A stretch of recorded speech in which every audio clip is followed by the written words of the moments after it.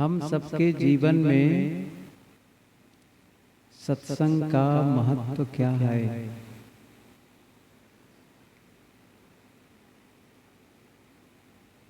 देखिए, आप सब सत्संग के महत्व को समझते हैं तभी यहाँ आए हैं।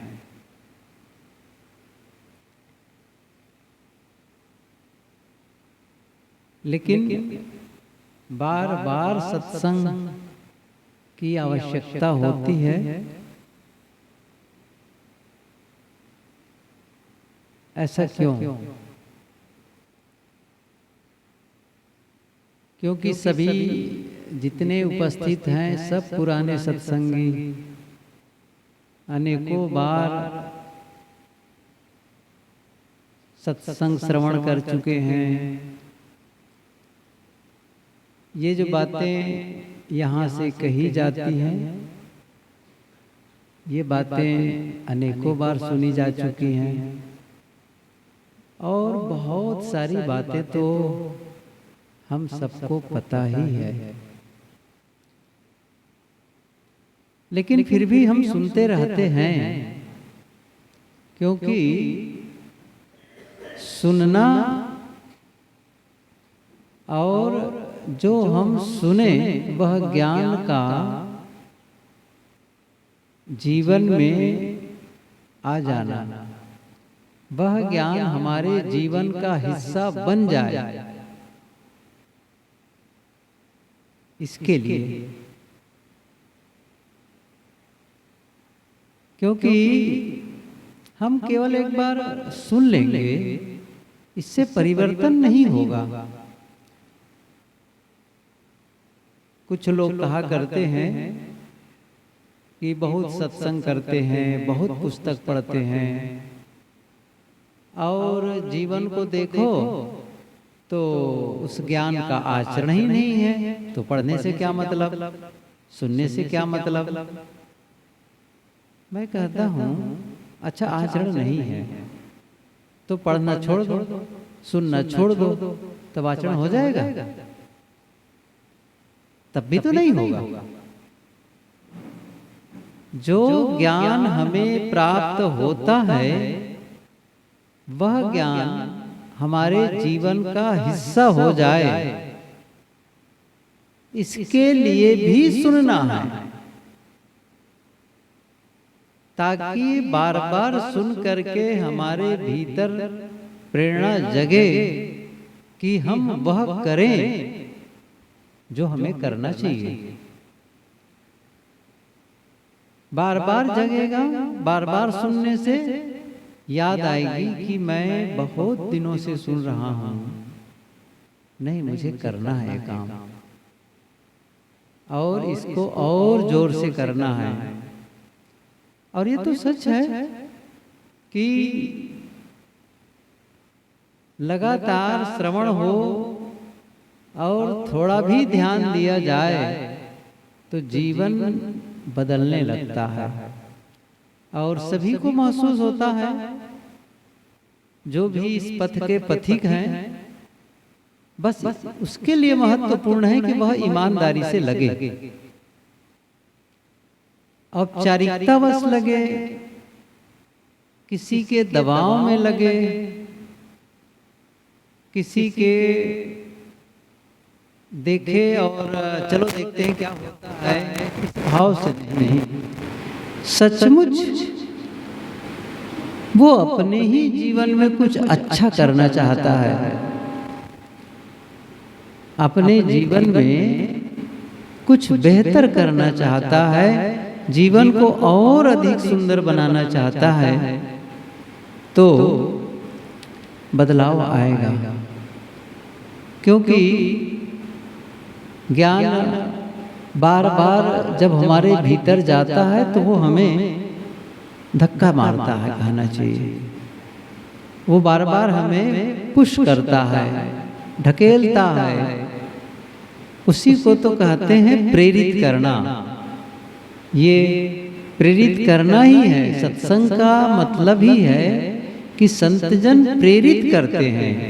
अब कोई संत के पास जाए, सत्संग में जाए तो कोई सत्य थोड़ी रखा है, या संत कहीं सत्य है उसे उठा करके आपको सौंप थोड़ी देंगे।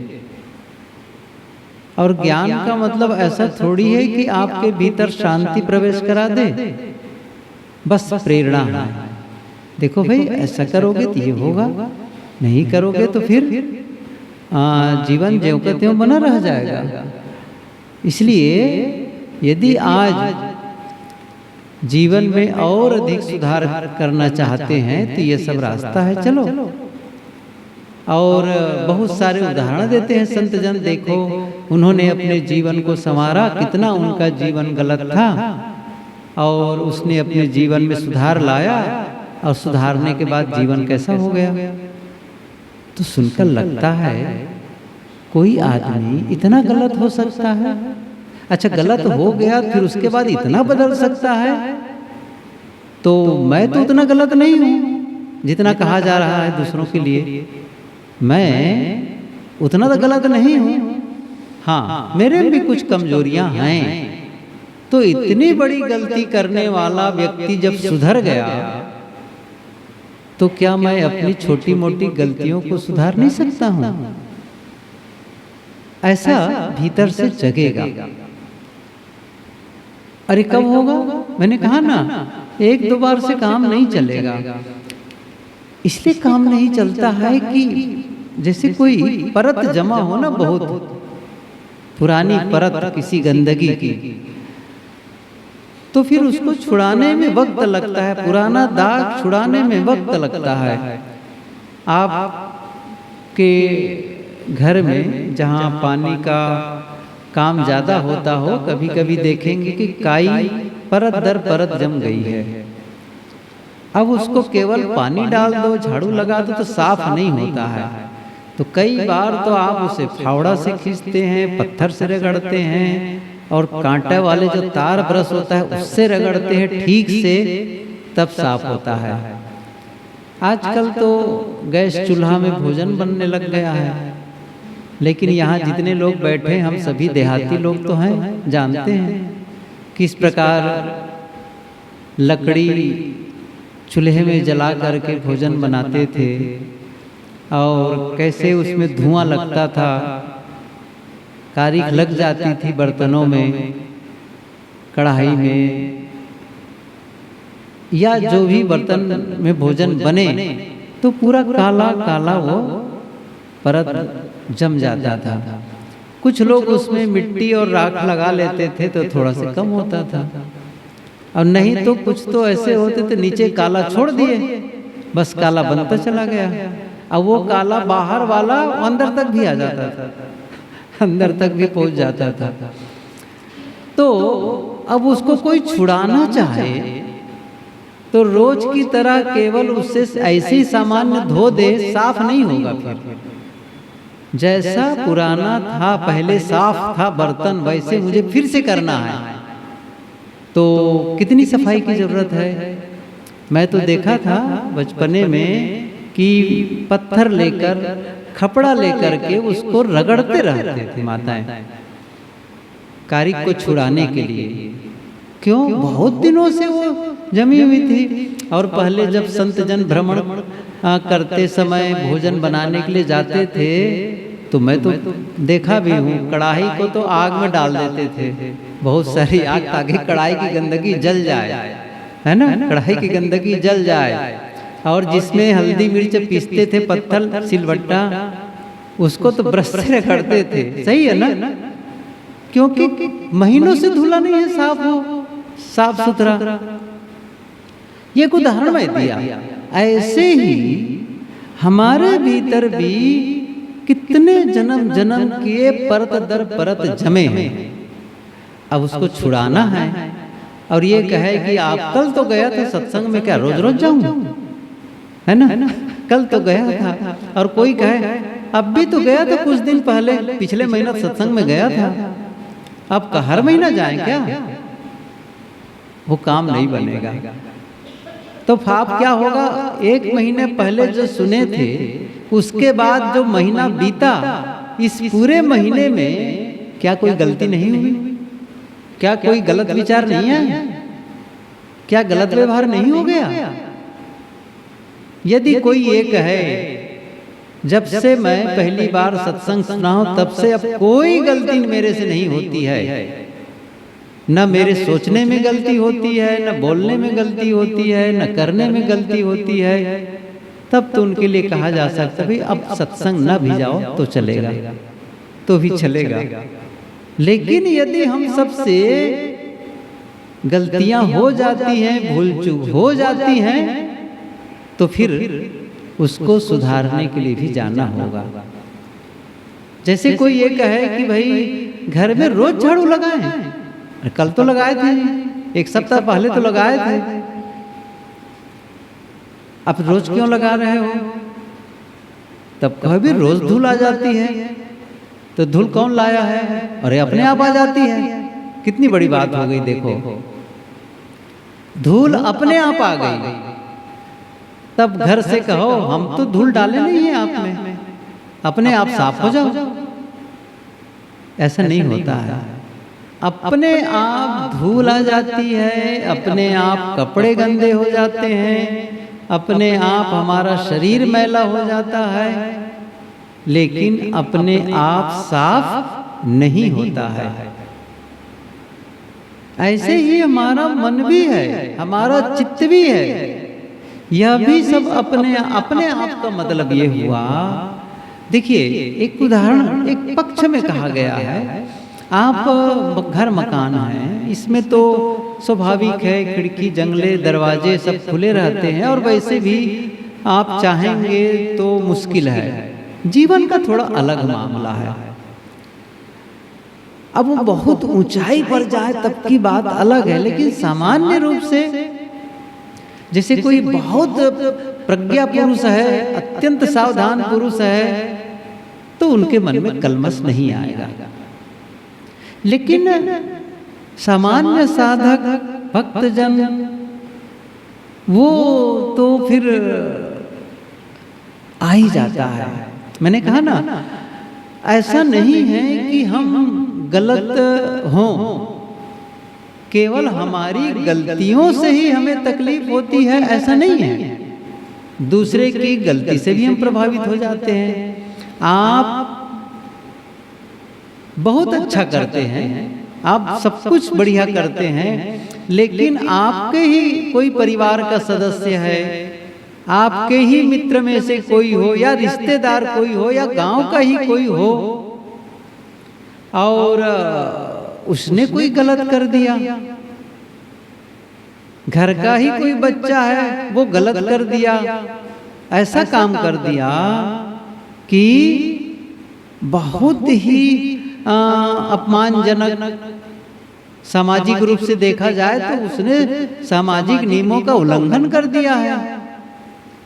अब आपसे गलती नहीं हुई है, लेकिन संबंध है, तो फिर उसका प्रभाव आएगा, और वो फिर आपके दिमाग पर चढ़ा रहेगा।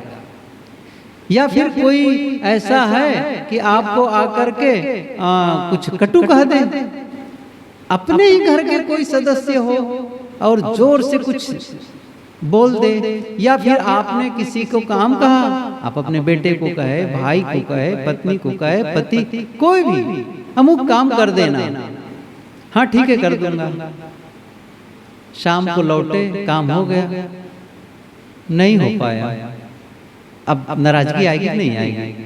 सीधी सी बात है, आ गई। या फिर वैसे भी वो गलत कर दिया अपनी तरफ से, अब वो आया भीतर, जैसे मैंने कहा था ना, कचड़े आ गए साफ करो, तो दूसरों की गलतियां भी हमें प्रभावित कर देती हैं, और वो भीतर वो कचड़ा दूसरे के द्वारा शब्द आया, बस वो प्रभावित कर दिया, कोई दृश्य देखे प्रभावित कर दिया हमको। अब वो जो कचड़ा भीतर गया है उसको साफ भी तो करना है। हम कहेंगे कि नहीं जी हम थोड़ी गलती किए थे, गलती आप भी किए, सही कहो तो अब बहुत ये तो विश्लेषण अलग हो जाएगा, गलती आपकी भी है, उनकी गलती को आप भीतर जाकर के पकड़ क्यों ले जाकर के, गलती उनकी है, लेकिन उनकी गलतियों को कितनी बार दोहरा रहे हैं, कितनी बार सोच रहे हैं, कितनी बार परेशान हो रहे हैं, और वो बेचैनी का कारण हो गया है। इसलिए हमें आवश्यकता है उस बेचैनी से दूर हो, जो अंदर में हम बार बार उन विचारों को सोच रहे हैं, उसने ऐसा किया, उसने वैसा कहा, वैसा कहा, तो फिर वो जो कचरा है उसे साफ करना है। सत्संग इसी के लिए तो है, सदग्रंथ का अध्ययन इसी के लिए तो है। सत्संग सुन लिए हैं तो फिर ये जो ज्ञान है उसी समय तो काम आएगा। आप सुने नहीं रहेंगे, जाने नहीं रहेंगे, काम कैसे आएगा? कैसे अपनी रक्षा करनी है, कैसे उसने कहा तो उसको हटाना है? नहीं तो क्या होता है, छोटी छोटी बातों को लेकर के आपस में लोग बहुत झगड़ा कर लेते हैं। बहुत कारण देखोगे ना, बहुत छोटी सी बात, बहुत छोटी सी बात, बस कोई सुबह घर में किसी ने कुछ ऐसा बोल दिया, ऐसा कर दिया, अब वो दिमाग में चढ़ा रहता है, वो ऐसा किया ही क्यों, उसने वो किया ही क्यों, जब उसे कहा गया था ऐसा नहीं करना, फिर भी वही गलती कर रहा है। अब वो चढ़ा हुआ है दिमाग में। अब ध्यान नहीं देंगे तो पूरा दिन तक के सोचते रहेंगे, फिर उसको अच्छा वो बना हुआ है। अब कभी कोई बात आई और फिर से जब कोई प्रसंग आया, कोई गलती हुई, तो फिर क्या करेंगे, वो सब को उसको कहेंगे तुमने उस दिन भी वैसा किया था, वैसा हुआ था। अब देखिए क्यों, वो इकट्ठा किया गया है कई दिनों का, और वो निकलने लगा भड़ भड़ भड़ भड़। अच्छा जीवन थोड़ी है। क्यों? क्योंकि हमने सफाई नहीं की है। जैसे घर में झाड़ू लगा करके साफ करते हैं, पोछा लगा करके साफ करते हैं, साबुन पानी से कपड़े धो लेते हैं, शरीर धो लेते हैं, साफ हो जाता है। ऐसे ही हमें अपने अंतस को भी धोना है। कैसे धोना है, किससे धो लेंगे? वो है अच्छे विचार, सही बातें सुनेंगे, सदग्रंथ पढ़ेंगे, सत्संग सुनेंगे, तो वो जो बातें जाएंगी ना, वो आपको भीतर से साफ करेगा। ये तो संस्मरण है, कई बार ऐसा अनुभव हुआ कि कुछ भक्त आते और सत्संग सुनते, गुरुदेव जी का प्रवचन सुनते, प्रवचन खत्म होने के बाद आके कहते आज तो सारा प्रवचन मेरे ऊपर ही रहा। क्या कहते थे, आज तो सारा प्रवचन मेरे ऊपर था। अब गुरुदेव जी को क्या पता कि उनके जीवन में क्या हुआ है, लेकिन उनके जीवन में जो समस्याएं थी, अब सामान्य रूप से प्रवचन किए और ऐसा लगा उन्हीं के बारे में प्रवचन हो रहा है, और वो सारी बातें सुन करके उनके मन में बहुत सारी जो चिंता थी, बहुत बातें ऐसे मन में बोझ के रूप में दबाव बना रही थी, अब सुन करके विचार हल्का लगने लग गया। समाधान, कुछ लोग आकर कहते थे मन था कुछ पूछने के लिए, लेकिन सत्संग सुनने के बाद में वो पूछने जैसा कुछ नहीं है, अब वो समाधान हो गया। तो समाधान हो गया मतलब आपके भीतर से सफाई हो गई सत्संग से। या फिर आप सत्संग सुने और सत्संग सुने और आपके भीतर में वो ज्ञान है, और कभी 4 दिन बाद, 6 दिन बाद, 4 महीना बाद कभी ऐसी कोई घटना घटी, ऐसी कोई समस्या आई, ख्याल आया देखो मैं सत्संग में गया थी, ये बात कहे थे, इसलिए मुझे ऐसा करना है, इसका समाधान ऐसा करना है। वो काम आता है नहीं आता है। वो बहुत पुरानी कहानी जो मैं गुरुदेव जी से भी सुना, और भी संत लोग पुरानी, बहुत यहाँ बैठे लोग हैं शायद में लगता है सब सुने होंगे। चोरपुरवा की कहानी। एक गांव, छोटा सा गांव था, वहां के लोग चोरी करते थे। उन लोगों का कहना चाहिए चोरी करना ही धंधा था सबका, नाम भी पड़ गया था चोरपुरवा। तो चुरा करके ले आते और अपना खाते पीते मौज करते थे। कभी पकड़ भी गए तो मार पीट लिए, जेल में थोड़ा डाल दिए, थोड़े दिन बाद फिर छूट गए। तो दूसरा कोई है तो गांव वालों का यही काम ही होता था। तो छोटा सा था, एक परिवार ही रहा होगा समझो, वही बढ़ गया था। एक दिन क्या हुआ, राजा के यहाँ जो राजकोष है वहां से काफी धन चुरा लिए। अब अगले दिन पता चला कि भाई ये चोरी हो गई है, तब पता करो। तो पता करो तो राजा का मंत्री बड़ा चतुर था, उसने सोचा चोर पूर्वा का चोर ही आए होंगे और कौन आएगा चुराने के लिए। और वो पता करने चला गया। तो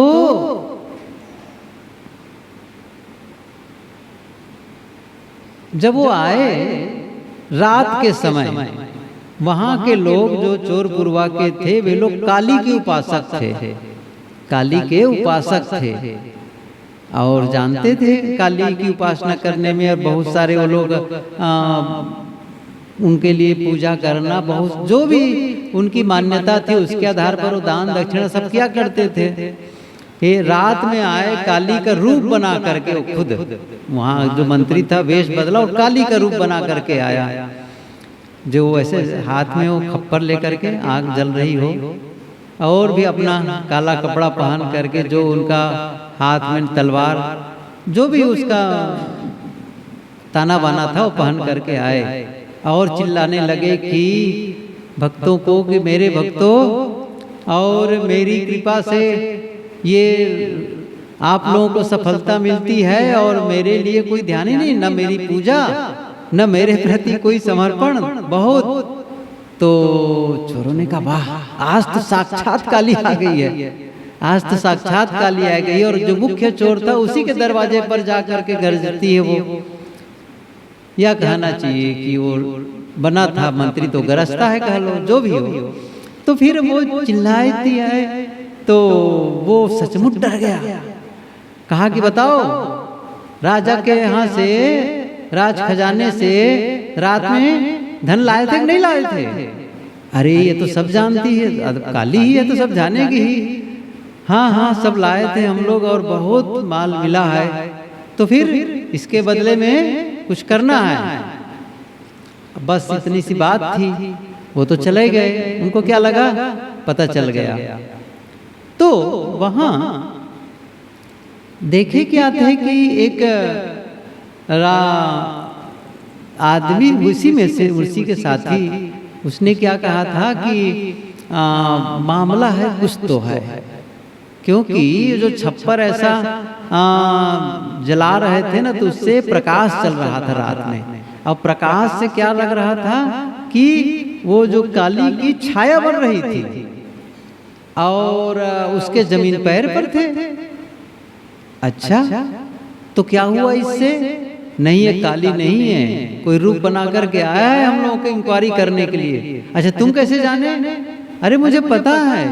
कैसे बताओ तो सही।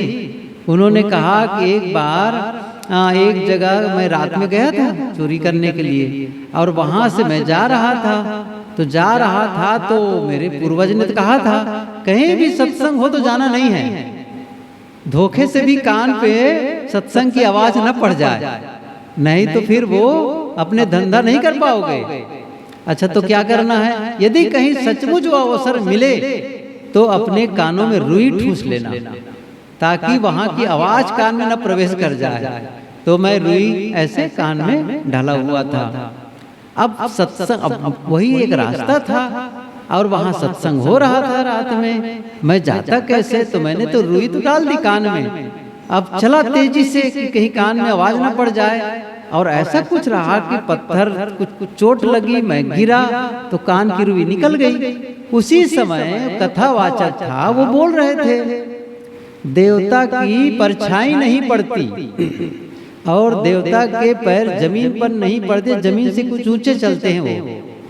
ये मैं सुना था उनसे और वो चीज मैं देखा उसी के आधार पर, तो उसके तो पैर जमीन पर भी थे और उसकी परछाई भी पड़ रही थी। तभी मैं जान गया कि ये कोई नकली है, असली काली नहीं है, कोई हमारे बारे में भेद करने आया था। तब तो कहा कि बात तो सही है, अब कैसे करें? और मंत्री यहाँ का बड़ा चतुर है, हो ना हो वही आया हो। अब तो हम लोग कल बचेंगे नहीं, सबको पकड़ करके जेल में डालेंगे। और क्योंकि वो तो पता ही चल गया है। रात में ही सब लोगों ने योजना बना ली और पूरा सर सामान बांध करके रातों रात चलकर इसके राज्य के सीमा से बाहर चले गए उस पार। तब क्या हुआ, वहां जब चले गए, बैठे सब लोग बसे फिर कहीं, तो उसके मन में आया, चोर के जो मुखिया था, देखो कल हम लोग तो निश्चित रूप से पकड़ गए होते और या तो फांसी मिल जाती या तो फिर आजीवन कारावास हो जाता। अच्छा बचे कैसे? वही सत्संग में जो नहीं सुनना चाहते थे वो भी सुन लिए, उसने हमको बचाया, उसने हमको बचाया। तो सत्संग का जो एक वाक्य हमारे जीवन को बचा सकता है, रक्षा कर सकता है, तो क्या हमारे जीवन को सुंदर नहीं बना सकता है? तो फिर हम चोरी का काम करें ही क्यों? वो सत्संग में लग करके अच्छा जीवन क्यों न जिए? कहानी है। तो उन लोगों ने चोरी का काम छोड़ करके सही काम करने लग गए और जीवन उनका सुधर गया। ये कहानी है। तो वो जो सुने थे ना सत्संग में, वो काम आया। मैं कह रहा था वो जो ज्ञान उनके अंदर चला गया था वो उनके लिए काम आया। ऐसे ही जब हम सभी सत्संग में जो विचार सुने रहते हैं और वो जब हमारे जीवन में ऐसी समस्याएं आती हैं, तो ये जो ज्ञान है ना काम आते हैं और फिर समाधान का रास्ता मिलता है और हम छोटी बड़ी समस्याओं का हम समाधान ढूंढ लेते हैं। इसलिए हम सबको इससे जुड़ना जरूरी है। तो सत्संग का मतलब है जो हमें सही रास्ता दिखाए। सत्संग का मतलब है जो हमें भीतर का भी ज्ञान कराए, स्वयं का भी ज्ञान कराए और हमें व्यवहार का भी ज्ञान कराए, अध्यात्म की यात्रा कराए और व्यवहार को पवित्र बनाए। ऐसा ज्ञान हमें सत्संग में मिलता है। स्कूल और कॉलेज में जाकर के जो जाने से पढ़ाई होती है, स्कूल कॉलेज में जाकर के लोग पढ़ाई करते हैं। क्या पढ़ाई करते हैं? ऐसा ज्ञान पढ़ते हैं। ऐसी पढ़ाई आजकल होती है जिससे पढ़ करके नौकरी मिले, है ना? धन कमाने का उपाय सीखें, वो गलत नहीं। धन कमाने का उपाय सीखना भी चाहिए, लेकिन जीवन सुधार के बारे में कोई शिक्षा वहां नहीं होती है। सुखी परिवार कैसे हो उसके बारे में शिक्षा नहीं बताई जाती है। मेरे मन का तनाव कैसे खत्म हो, मेरी चिंता कैसे खत्म हो, इसकी पढ़ाई नहीं होती है, इसकी पढ़ाई नहीं होती है। इसलिए सत्संग का महत्व है जो हमें जीने का सही तरीका बताता है। यही महत्व है सत्संग का। इसलिए हमारे जीवन के पूरे समग्र विकास के लिए और ये कहना चाहिए कि हम परिवार को सही ढंग से हम चला सकें, परिवार की व्यवस्था सही कर सकें, इसके लिए भी इस प्रकार के विचारों की आवश्यकता होती है। और समाज, राष्ट्र सबके लिए महत्वपूर्ण है। हम सबको सत्संग से जुड़े रहना है, बार बार जुड़े रहना है, बार बार विचारों को पढ़ना है। और नहीं तो नहीं आएंगे, नहीं सुनेंगे। मैंने कहा ना, धूल की परत जमती चली जाएगी, कलमश बढ़ती चली जाएगी, तो जो भीतर पवित्रता हमने इकट्ठी की है वो और वहाँ गंदगी भरती चली जाएगी। इसलिए ये सत्संग का आयोजन यत्र तत्र करते हैं ताकि हम सही जीवन जी सकें और स्वयं भी अच्छे रास्ते पर चल सकें अपने आसपास के लोगों को सही सीख दे सकें और सही सीख दे करके सही ढंग से प्रेरित करके एक सुंदर वातावरण, एक सुंदर समाज की रचना में सहयोग दे सकते हैं, सुंदर राष्ट्र निर्माण में सहयोग दे सकते हैं। देखिए, जब अपने राष्ट्र के बारे में हम सोचेंगे, समाज और परिवार के बारे में सोचेंगे, स्वयं के बारे में सोचेंगे कि भाई ये सब कुछ अच्छा हो, तो फिर इसके लिए हमें स्वयं से काम शुरू करना है। इसके लिए मुझे अच्छा जीवन जीना है, लोगों को बातें बतानी है, आगे बढ़ना है। तो ये एक ऐसा माहौल है सत्संग का, सब जगह मिलता नहीं है। आप देखो ना, जगह जगह कथाएं होती हैं। आजकल अभी वहाँ था जहाँ अभी हम जहाँ थे वहीं से आए तो अगली रात को एक आवाज हो रही थी, पता क्या चला? राम सप्ताह। राम सप्ताह करो, ठीक है, लेकिन हुआ क्या आखिर में? कौन सी ऐसी प्रेरणा मिली? और बहुत सारी कथाएं होती हैं, चाहे भागवत कथा हो और राम कथा हो, कृष्ण कथा हो, शिव पुराण कथा, बहुत सारी कथाएं चलती हैं। और उन कथाओं में क्या होता है? महिमा की बातें।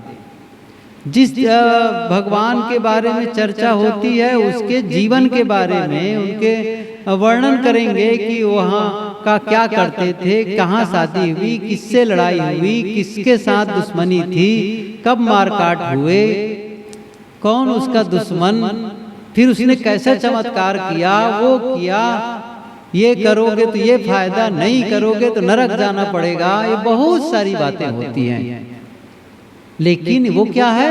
उनकी कथा है, उनके जीवन के बारे में बताया जा रहा है। कृष्ण कथा में कृष्ण के जीवन के बारे में बता रहे हैं, राम कथा में राम के जीवन के बारे में बताते हैं, शिव कथा में शिव के बारे में बताएंगे, देवी कथा, देवी भागवत में देवी की कथा, देवी के जीवन के बारे में बताएंगे।